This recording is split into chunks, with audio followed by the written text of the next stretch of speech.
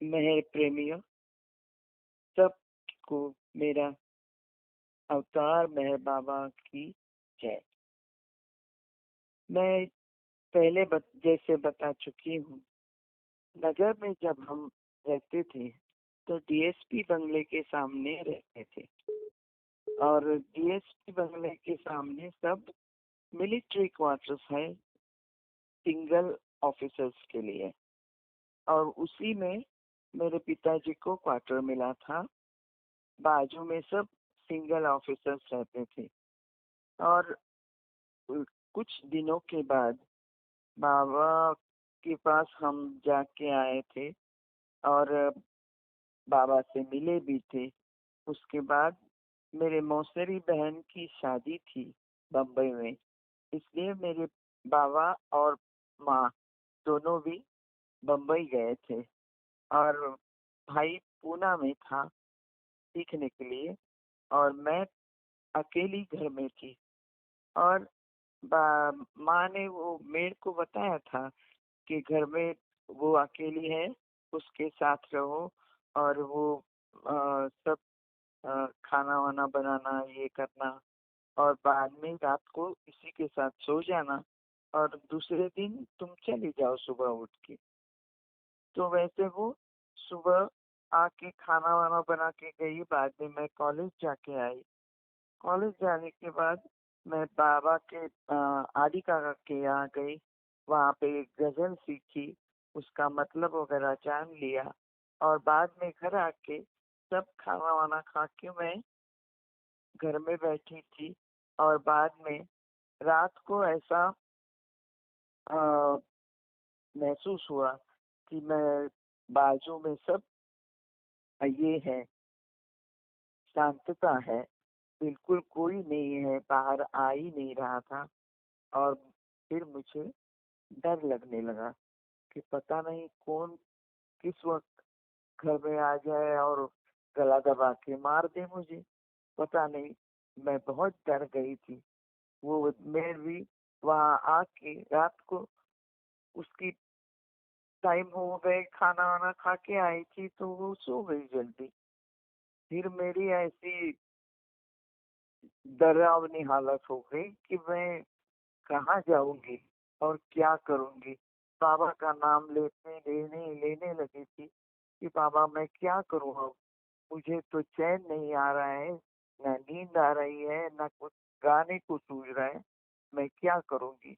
और मैं बाबा का नाम लेते लेते पलंग पे लेटी थी। फिर 11 बजे, 12 बजे, और 12 बजने के बाद भी मैं जगी रही थी और बाबा का नाम लेते लेते लेटी थी। और बाद में ऐसा देखा कि वो हमारे बेडरूम के बाहर से ऐसा प्रकाश का अंदर आया, झोंका अंदर आया। और उसके बाद बाबा वो जैसे सफेद कफनी पहने वो फोटो है ना, वैसा वैसे बाबा अंदर आ गए और मेरे सिरहाने बैठ गए। सिरहाने बैठ गए और मुझे बोला कि देखो, बिल्कुल चिंता नहीं करो, मैं तुम्हारे साथ हूँ, अभी यहाँ बैठा हूँ, तुम्हें नींद आने तक मैं यही हूँ, तुम कुछ चिंता नहीं करना। और मेरे सिरहाने मेरे हाथ थपथपाते रहे। और मैं तब पता नहीं कब मुझे नींद लग गई। और मैं बाद में सुबह जब उठी तो बाबा नहीं थे साथ में। तो बहुत अचरज की बात हो गई कि बाबा आए कैसे, घर सब बंद था, बाबा कैसे अंदर आए, मुझे कैसे मिले, और कैसे मेरे सिरहाने बैठे थे, कुछ पता नहीं चल रहा था। मैं कॉलेज जाते समय ही पहले बाबा के सेंटर में गई। उधर मैंने भाऊजी को चिट्ठी लिखी कि बाबा मैं मुझे ऐसा ऐसा कल ऐसा महसूस हुआ, आप आए थे, मेरे सिरहाने बैठ के मुझे थपथपा रहे थे सिर पे, और मेरी मेरी नींद लगने के बाद आप पता नहीं कब चले गए हो, ये भी मुझे याद नहीं। तो ये सब कैसे हुआ, आप यहाँ आए थे क्या सचमुच? ऐसा मैंने खत लिख कर पूछा बाबा को। और वो खत पढ़ के भाऊ जी ने मुझे बाद में जवाब में लिखा कि देखो, बाबा कहते हैं कि ये माया जो रहती है, ये माया जानती है कि तुम मुझे बहुत प्यार करती हो, और ये मेरे लिए बहुत नजदीक की चीज है। मैं तुम्हें बहुत चाहता हूँ। ये माया जानती है, इसलिए माया ये सब करती है। मैं ये चमत्कार वगैरह की इसमें नहीं हूँ। मैं चमत्कार नहीं करता, ऐसा बाबा ने कहा है, और तुम्हें बहुत सारा प्यार भेजा है। तो ऐसी एक ये घटना हो गई। तो मैं बहुत मन ही मन में बहुत खुश हो गई थी कि बाबा मेरे घर फिर से आ गए। और ये एक अलग ही किस्म की मेरी कहानी है। बाद में जब जबलपुर गए, तो जबलपुर में भी ऐसा ही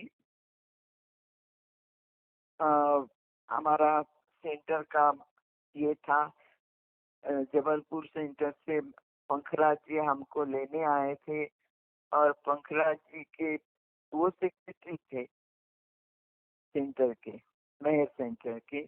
और राजा खेर मार्ग वहाँ पे जबलपुर में है। वहाँ पे राजा सागर राजा सागर जी हैं, उनके यहाँ, जिनका सरनेम खेर है, उनके यहाँ ये आ, लगता था सेंटर। और वहाँ मैं जाती थी, मेरे साथ पिताजी भी आते थे, माँ भी आती थी, और हम तीनों जाके वहाँ बाद में भजन वगैरह करते थे। और फिर ऐसा मुझे वहाँ पे पता चला कि किसी किसी के घर भी सेंटर लगता है। तो वो रामनगर, जहाँ पे वो कुछ कुछ दूर अ, एक छोटा सा गांव सा है रामनगर, वहाँ भी सेंटर लगता है। वहाँ के लोग यहाँ अ, जबलपुर में आके सेंटर में रह के बाद में घर जाते थे। इतनी लंबाई से वो आते थे। लेकिन तो मैंने सोचा कि मेरा शुक्रवार को उपवास भी रहता है, बाबा के लिए मैं एक उपवास करती हूँ। तो वो उपवास करती ही हूँ, तो उसी दिन मैं शाम को सेंटर अपने घर में रखूं क्या, ऐसा मैंने माँ से पूछा। तो माँ तो पहले से ही बाबा के पक्ष में थी ही, तो उन्होंने कहा कि हाँ चलो रखते हैं, अपने यहाँ कुछ भजन वजन हो जाएगा, और हमें भी आनंद मिलेगा। गाना की वो बहुत शौकीन थी शुरू से ही, इसलिए वो भी खुश हो गए। और हमने शुक्रवार को हमारे यहाँ सेंटर लगाने की बात पंखराज जी से की। उन्होंने भी वो मान ली। और फिर मेरे घर में शुक्र के दिन वो लोग सब आते थे, भजन वगैरह होता था। पिताजी के ऑफिस में मिस्टर काळे थे, वसंत राव काळे, तो वो आके पेटी बजाते थे। श्यामराव कुलकर्णी थे, वो तबला बजाते थे। और हमारा काम चलता था। ए आर अब्दुल्ला आते थे, वो इंचेक टायर्स में थे। वो तो शुरू से ही, मतलब उनके पिताजी भी बाबा प्रेमी थे, बाबा के स्कूल में वो गए हैं उनके पिताजी, इसलिए वो शुरू से ही जानते थे बाबा को। और वो हम जबलपुर में हुई होने के नाते हमसे भी मिलने आए थे। और हमने कहा कि शुक्र को हमारे यहाँ सेंटर रखना चाहते हैं, आप भी आइए, आपके अपने अनुभव कुछ हमें उसमें बताइए, आपका भाषण रखेंगे। तो वो आने लगे वहाँ भी। और उनसे पिताजी की भी दोस्ती हो गई, और वो हमेशा हमारे यहाँ आते थे। उनकी बेटियां दोनों, नीलोफर और जीनत, और छोटा लड़का साइउल्लाह, वो भी आता था।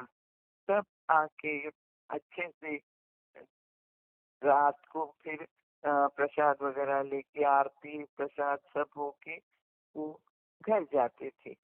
ऐसा चल रहा था जब तक सुबह का हमारा कॉलेज और शाम को दूसरा कॉलेज एलएलबी का कॉलेज शाम को था और सुबह का म्यूजिक का कॉलेज था एमए का। और एक दिन ऐसी बात हो गई कि मैं साइकिल से जाती थी कॉलेज और साइकिल से जाते समय वो कोई ब्रिज है एनईएस लॉ कॉलेज में मैं पढ़ती थी और वहां जाने के लिए शहीद स्मारक से एनईएस लॉ कॉलेज जाने के टाइम वो एक ऐसा ब्रिज आता है उस पर से मैं जा रही थी साइकिल पे। तो पीछे से इतनी जोर से एक ट्रक आ रहा था तो मैं बाजू में घबरा के बाजू में जरा हो ली। तो जैसे ही मैं बाजू में हो ली तो वो ट्रक मुझे ऐसे नजदीक से जाके आगे वाली जो मेरी कोई व्यक्ति थी साइकिल पर उसको ठोकर मार के चला गया। और मैं बोली कि देखो बाबा कैसे कैसे बचाते हैं। अगर मैं बाजू ना होती तो ये एक्सीडेंट तो मेरे साथ होना था। इतनी बिल्कुल पक्की बात है ये, इतनी मैं नजदीक थी। लेकिन देखो बाबा ने बचाया, मैं बच गई। और फिर कॉलेज जाके फिर वापस आके मैंने माँ को बताया ये। तो माँ बोली कि बाबा है तुम्हारे साथ इसलिए हमें चिंता नहीं रहती बेटा, नहीं तो क्या करते हम। घर आने तक हमारे ये रहती है, चिंता लगी रहती है कि कैसी हो कब आओगी। और पता नहीं रास्ते में कैसे कैसे लोग भी मिलते हैं और तुम्हारी उम्र भी ऐसी है कि चिंता करनी ही पड़ती है हमको। लेकिन बाबा तुम्हारे साथ है इसलिए वो चिंता जरा कम हो जाती है, ऐसा माँ ने कहा। तो मैं मन में तो मैंने जान लिया कि बाबा ही मेरे साथ है और बाबा ही मेरी रक्षा करते हैं। बाद में बाबा ने बॉडी छोड़ने के बाद हमारी बहुत गंभीर अवस्था हो गई थी मेरी कि मैं रोते बिलखते बैठी थी। और बाबा मेरे पिताजी ने कहा कि तुम्हारा नाम किसी स्पर्धा में कॉलेज ने दिया है, स्टेट से लोग सब आ रहे हैं और कुछ ना कर जाना और ना करना ये बाबा की मर्जी के खिलाफ होगा। क्योंकि बाबा अपने कर्तव्य में निभाना कहते हैं और इसको तुम निभाओ तो ही अच्छा है। जैसा तुम्हारे मन में आए बाबा का नाम लो और जो भी चाहो वो गा दो, लेकिन तुम अपना नाम पीछे मत लेना। और ऐसे कहने से मैं शाम को शहीद स्मारक में स्पर्धा थी, वो सब लोग आए थे। वो बाल कवि बैरागी निर्मदा प्रसाद खरे और ये सब कवि लोग थे। और उन्होंने गजल की स्पर्धा थी और मैंने बेगम अख्तर की गाई गजल साहिल को लाए और सफीने डुबो दिए ये गाई थी। और पता नहीं मैंने रोते ही गाई है वो गजल, लेकिन सबको इतनी पसंद आ गई कि वो बाल कवि बैरागी भी कहने लगे कि इतना अच्छा गजल हमने आज तक नहीं सुना है और उच्चारण भी इतना परफेक्ट है कि कहीं भी कुछ खाल निकाल ही नहीं सकते हम लोग। और इसलिए मुझे पहला नंबर मिला। वो बहुत बड़ी दावत थी, बाद में सब लोगों के साथ फोटो खिंचाए। फिर वो बख्शीश थी बहुत जोर का मिला, सब हो गया। लेकिन उस दिन उन सब चीजों का मुझ पे कोई असर नहीं हुआ। केवल बाबा का नाम मन में था, और सब लेके मेरे पिताजी भी घर आ गए और मुझे बोले कि देखो, मैंने तुमसे कहा था ना कि बाबा तुम्हारे साथ है, बाबा तुम्हारे मन में है, तुम बाबा का नाम लेकर गाओ और उसी में कॉलेज का भी नाम रह जाएगा कि तुम्हारा नाम भेजा था। और परिणाम तो अच्छा ही हुआ है, तुमने देखा। तो ये बात गांठ बांध लो कि कर्तव्य से कभी मुंह मुंह ना मोड़ना, अपना कर्तव्य हमेशा निभाते रहना। और बाद में फिर ऐसी अनेक स्पर्धाएं आ गई। जबलपुर में थे तब तक हर एक महीने में एक कहीं ना कहीं स्पर्धा होती थी। और यूनिवर्सिटी में और देवास में, जहाँ कुमार गंधर्व का गांव है, वहां पर भी ये स्पर्धा हो गई और वहां पर भी मेरा पहला नंबर आ गया। तो वैसे तो प्रोफेसर के पिता कोई अलग थे, उन्होंने भी ऐसा चाहा था कि उनकी शिष्या पहले आए, पहला नंबर पाए, लेकिन उनको नहीं मिला और मुझे मिला। तो सब बाबा जो चाहते हैं वही होता है, इनके चाहने से कुछ होने वाला था नहीं। लेकिन मैंने अपने प्रयत्न किए और मुझे नंबर मिला। और बाद में एक समय ऐसा आया कि कहाँ पे जा रहे थे, हाँ, स्कॉलरशिप का इंटरव्यू था। सेंट्रल गवर्नमेंट से कलाकारों के लिए, उभरते कलाकारों को स्कॉलरशिप मिलती है। जैसे गाने में कुछ बजाते हैं तो उसमें तबला, सारंगी, सितार, कोई वाद्य है, फ्लूट है, तो उसमें भी स्कॉलरशिप देते हैं। कुछ महीना वो गुरु को देने के लिए, और उसके लिए वो मतलब खर्चा पानी जो रहता है, खाने पीने का, कहीं दूसरे गांव जाकर अगर सीखना है तो जाने आने का खर्चा, वो खाना पीना, इसके लिए वो स्टूडेंट के लिए बहुत बड़ी स्कॉलरशिप रहती है। कुछ महीना 5,000 6,000 की। उस टाइम 5-6 हजार मतलब बहुत थे। तो मैं दिल्ली जा रही थी, अकेली थी। और दिल्ली मुझे लेने वो बाबा, मेरे पिताजी के दोस्त आने वाले थे। तो भोपाल से आगे कुछ वो गाड़ी पकड़नी थी मुझे, दिल्ली जाने वाली। और मैं गाड़ी में थी, बैठे बैठे एक आदमी साथ में बैठा था, वो मेरी ओर घूर रहा था शायद। तो क्या वो हिप्नोटाइज किया, क्या किया पता नहीं, मैं उसके पीछे वो भोपाल के आगे पहले स्टेशन पर ही उतरने लगी। और साथ में पुलिस का ये रहता है ना, रेलवे पुलिस, तो वो एक सिपाही बैठा था। उसने मुझे टोका, ए लड़की, कहाँ उतर रही है? तुम्हें आगे जाना है ना, कहाँ उतर रही है? चलो पीछे हटो, बैठो, अभी भोपाल आना है बाकी है, बाद में आएगा भोपाल। और वो आदमी उतर गया। और बाद में मैं सुध में आ गई कि नींद उतर गई मेरी। और मैंने देखा तो वो पुलिस भी न गायब था, पुलिस था ही नहीं जिसने मुझे बताया था कि नहीं उतरने का। या बोलो, अब ये पुलिस कहाँ से आया?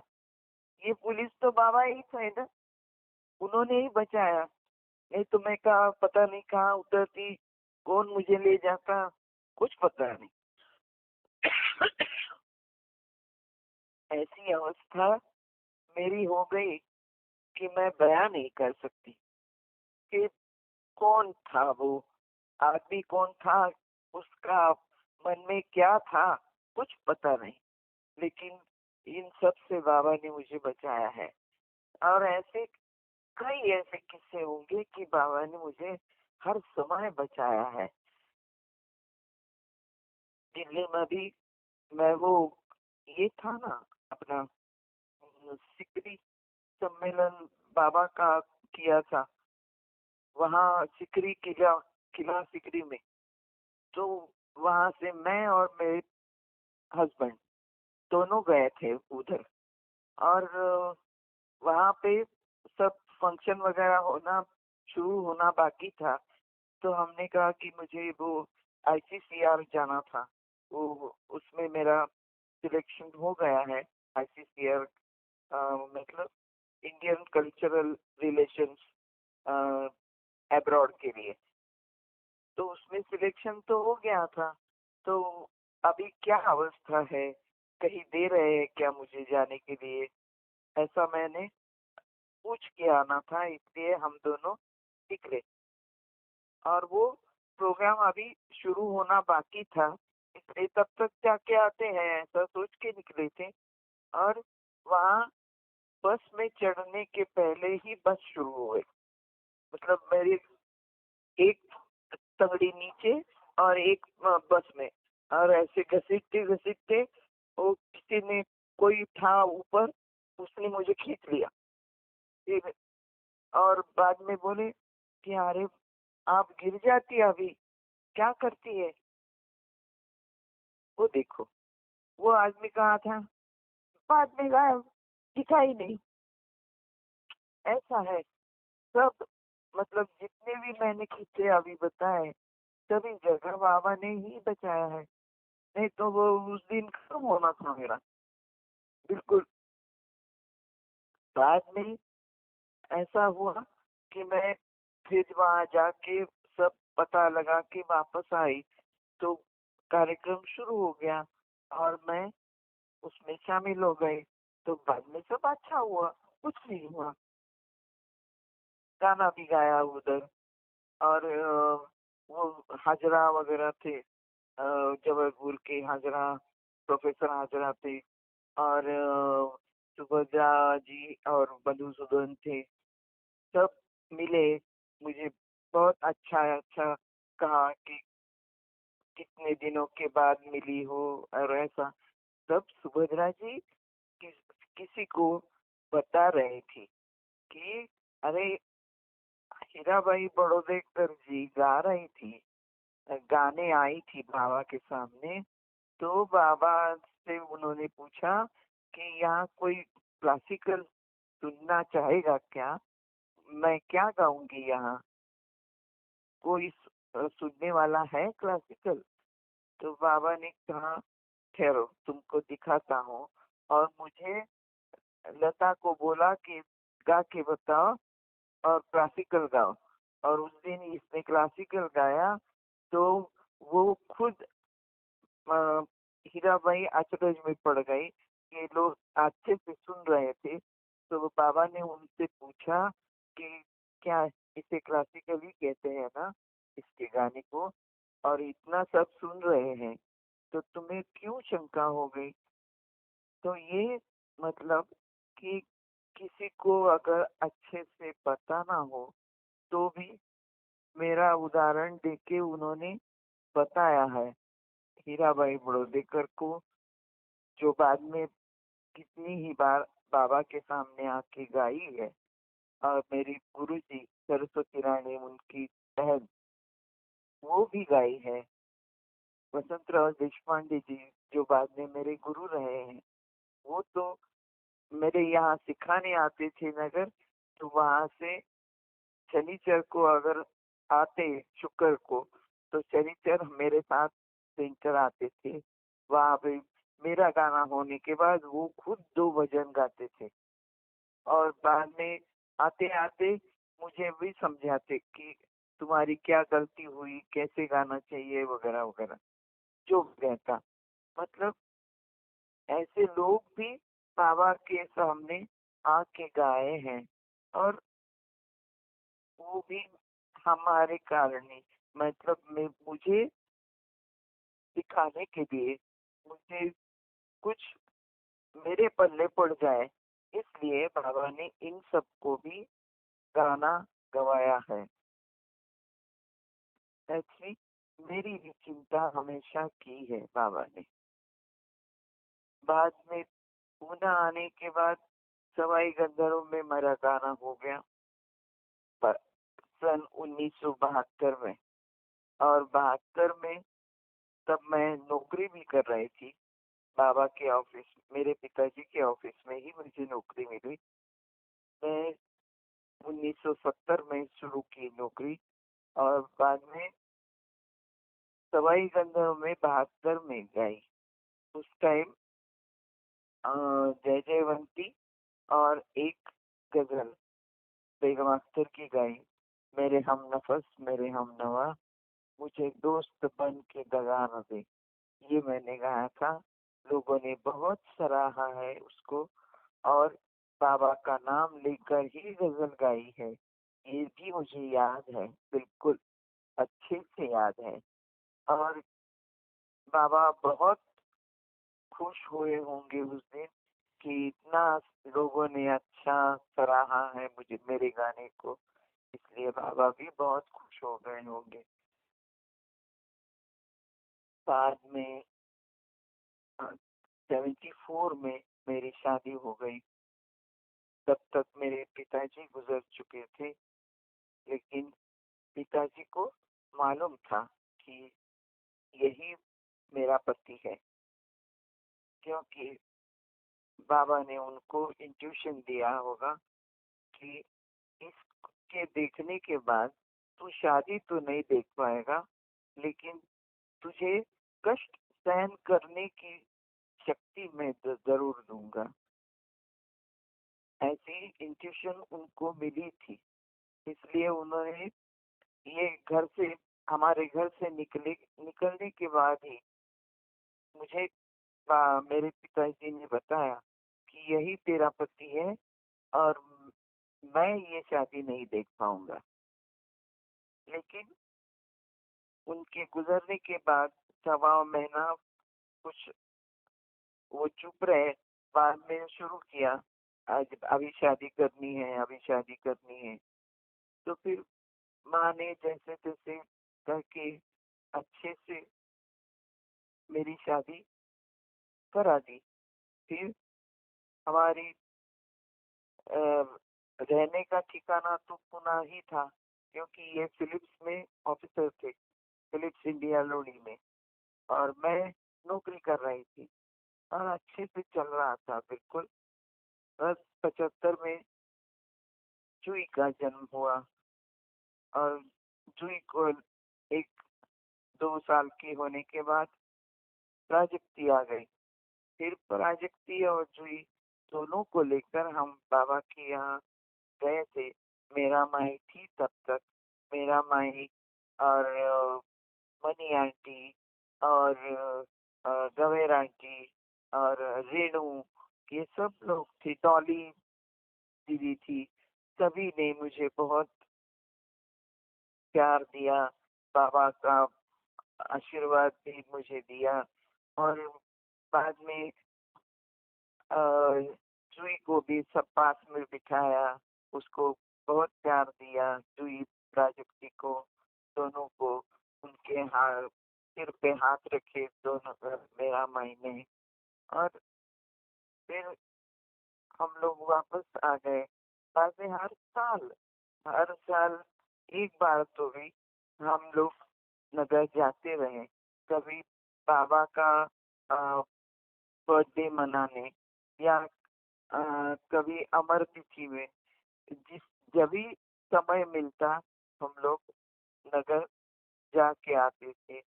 और ये सिलसिला अभी तक चल रहा है। जैसे भी कभी समय मिला तो कभी पूना में, कभी नगर में, या कभी बॉम्बे सेंटर में भी मेरा प्रोग्राम उन्होंने रखा था। तो 2-3 बार हम लोग बॉम्बे सेंटर गए हैं, और वहाँ पे बाबा की बर्थडे सेलिब्रेशन के लिए उन्होंने मेरा गाना रखा था, तो मैं गई थी। उन्होंने मेरे ऊपर एक ड्रामा भी किया था। और ड्रामे में मेरा मेरा रोल करने वाली गाड़ेकर जी की नातन नातन थी। अ, वो जो उनकी लड़की बम्बई में है, उसकी लड़की ने वो रोल किया था। और बहुत अच्छे से वो मुझे सिखाए भी थे नाटक। और बहुत सुंदर कार्यक्रम रहा। सभी ने बहुत अच्छा सुना भी और मुझे दाद भी दी। बाबा को गार्लन करने का ये मौका भी हम दोनों को दिया। और बाबा अ, से बहुत प्यार उस दिन मिला और लोगों का भी बहुत प्यार मिला। ऐसी चल रही है, ऐसे मेरे अनुभव हैं। और अभी आगे तो क्या, आप लोग हैं ही, सुन रहे हैं जो भी मैं कच्चे बच्चे कैसे भी बता रही हूँ, आप सुने जा रहे हैं। इसलिए आप सबको मेरा धन्यवाद। जय बाबा। पूना में गुरु प्रसाद में जब मैं जाती थी तो आदि काका सवेरे सवेरे बिल्कुल 5:30 6 बजे तक मेरे घर वामन को भेजते थे। उनका नाम सरनेम तो मुझे याद नहीं, वामन वामन कहते थे उसको। तो वो कार लेके मेरे घर आते थे। उनके साथ मैं खुसरू क्वार्टर्स तक जाती थी। और वहाँ आदि काका फिर वामन को वही छोड़कर आदि काका खुद ड्राइव करते थे और मुझे लेके फिर गुरु प्रसाद लेके जाते थे। और वहां जाने के पहले हम लोग शिरूर में रुकते थे। वहां कुछ चाय वगैरह और खाना हो तो आदि काका कुछ खा भी लेते थे। और मुझे पूछते कि तुमको कुछ खाना है, तो मैं कहती नहीं, मुझे कुछ खाना नहीं, मैं चाय पीऊंगी। और मैं चाय पी के फिर उनके साथ गुरु प्रसाद जाती थी। फिर ऐसा एक दो बार होने के बाद वो बोले, तुझे लाने की और गुरु प्रसाद छोड़ने की जिम्मेदारी बाबा ने मुझे दी है। और जब तक मैं तुम्हें नहीं छोड़ता वहां तक, वो मुझे सुनाएंगे कि नहीं आया टाइम पे। तो वो बाद में फोन करके मुझे पूछते हैं कि कहाँ है और क्यों नहीं आया अभी तक।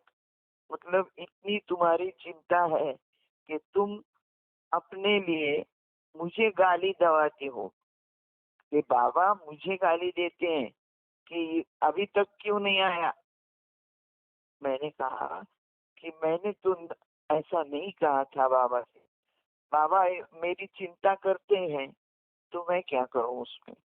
लेकिन आदि काका ने ये कई बार कहा है, साली मुझे गाली दिलाती है ये लड़की, ऐसा कहते थे। और बाबा उनको कहते थे, ये ऐसे इशारों से बताते थे कि ये नल्ली डिक्री छे, मारी नल्ली डिक्री छे ये, ऐसा बताते थे।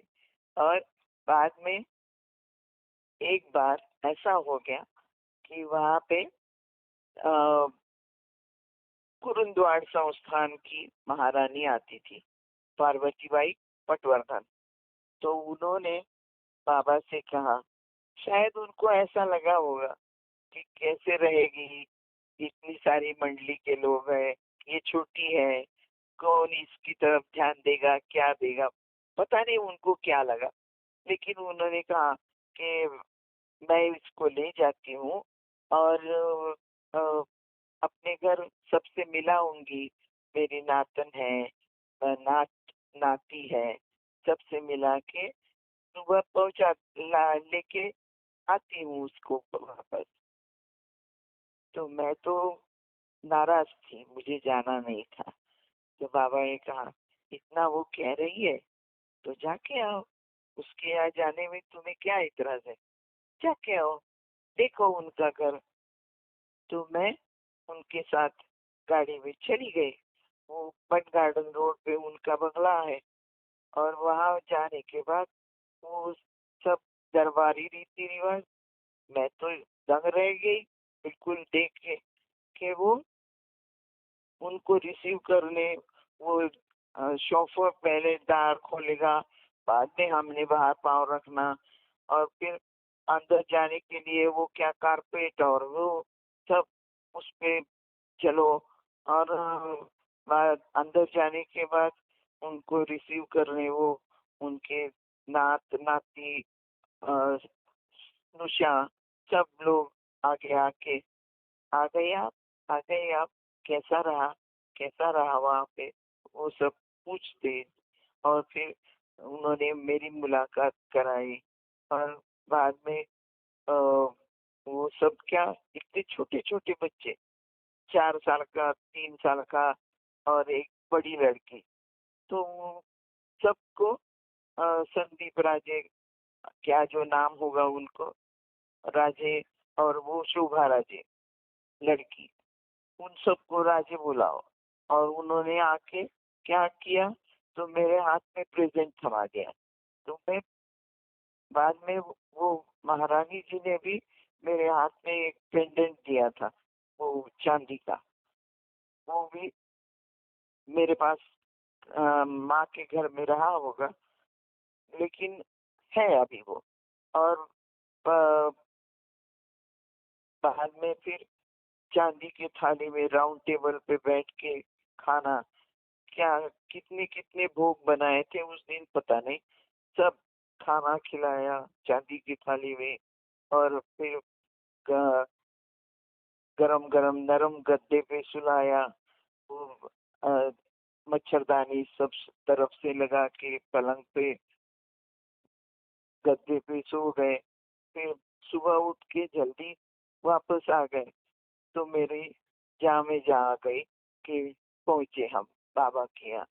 इतना मतलब वो अच्छा अनुभव था, लेकिन मेरा दिल बैठा जा रहा था कि बाबा को वहां रख के मैं यहाँ क्या ये सब अनुभव करने आ गई, ऐसा कुछ अच्छा नहीं लग रहा था, इतना तो है। और बाबा के यहाँ से फिर हम लोग यहाँ अहमदनगर जाती थी। और अहमदनगर में भी ऐसे कई बार मेहराजाद या मेहराबाद पहुंचाया हमें आदि काका ने, और वहाँ पे धुनी भी लगाई थी एक बार, वो मेरे हाथों उन्होंने वहाँ पे ये रखाए थे। बाबा, और बाबा थे नहीं तब, लेकिन बाद में वो धुनी जब जमाते थे तो एक बार मुझे बुलाया था। और इनकी भाऊ की बर्थडे पार्टी थी, उस टाइम भी मुझे गाने के लिए बुलाया था। और